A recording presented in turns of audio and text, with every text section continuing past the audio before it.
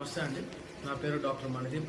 నేను జిల్లా ప్రాథమిక ఆరోగ్య కేంద్రంలో మెడికల్ ఆఫీసర్గా పనిచేస్తున్నాను. నిన్న మన పిహెచ్సి పక్కన ఉన్న GTWA బాయ్స్ రెసిడెన్షియల్ స్కూల్లో మనకి ఫుడ్ అనేది కొంచెం ఇండైజెషన్ వల్ల మన దగ్గరికి ఈరోజు పొద్దున ఒక 29 మంది పిల్లలు మన దగ్గరికి రావడం జరిగింది.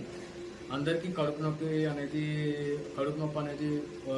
ముఖ్యంగా ప్రాథమిక కంప్లైంట్గా చెప్తూ, ఇంకా వాంతులు కొంతమందికి, అలానే ఒకరిద్దరికి విరోచనాలు అవ్వడం జరిగింది.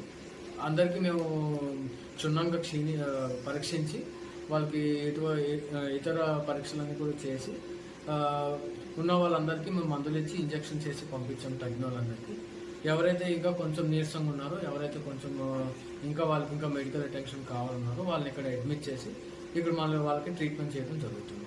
ఇంకెవరికైనా ఏమైనా సీరియస్ అయితే వాళ్ళని ఏరియా హాస్పిటల్ చింతపల్లిలో కూడా మాట్లాడాము, వాళ్ళని అక్కడ తరలిస్తాము. కానీ అప్పటి వరకు వాళ్ళందరూ ఇక్కడే నయమవుతారని నేను కోరుకుంటున్నాను. ఇప్పుడు ఎవరికైనా సీరియస్ ఉందా సార్? ఇప్పుడైతే ప్రస్తుతానికి ఎవరికైనా సీరియస్ లేవు.